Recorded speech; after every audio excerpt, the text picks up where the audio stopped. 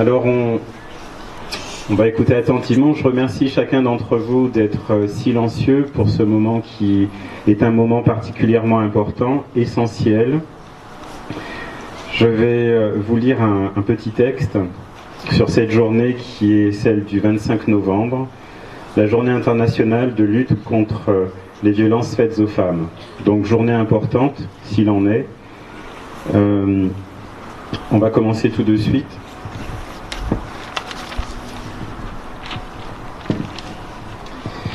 Ce vendredi 25 novembre est la journée internationale pour l'élimination de la violence à l'égard des femmes. Il est essentiel que dans notre école, qui défend les valeurs de la République, au nombre desquelles l'égalité, nous soyons tous acteurs pour que ces violences n'aient plus cours. Depuis le début de l'année, 120 femmes ont été tuées, au moins 102 par leur ex-conjoint. C'est aussi le sens de cette action aujourd'hui, faire en sorte que chacun de nous se rende compte que cette violence est malheureusement rampante et mortifère.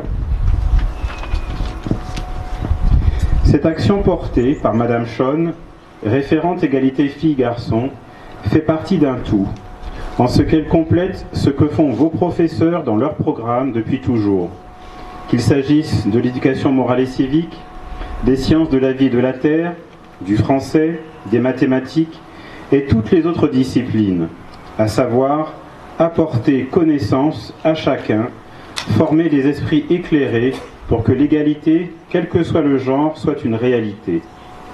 Merci à eux et merci aussi à vous, la jeunesse, qui êtes chargée de faire vivre ce combat. Je vais laisser la parole à Madame Schon, notre référente égalité filles-garçons, que je remercie infiniment pour son implication, tout comme la vôtre. L'avenir de l'homme est la femme. Elle est la couleur de son âme. Elle est sa rumeur et son bruit. Et sans elle, il n'est qu'un blasphème. Pourtant, chaque jour, des hommes maltraitent des femmes. De trop nombreuses femmes subissent des violences psychologiques, des violences verbales, des violences physiques, des violences sexuelles. Alors aujourd'hui, vendredi 25 novembre, journée internationale pour l'élimination de la violence à l'égard des femmes, soutenons ces femmes victimes de violences et rendons hommage à ces femmes, à ces mères de famille, à ces jeunes filles, à ces filles qui ont perdu la vie. Depuis le début de l'année 2022, nous comptons au moins 121 féminicides. Au moins 121 femmes sont mortes. Ne les oublions pas et respectons pour elles ces 121 secondes de silence.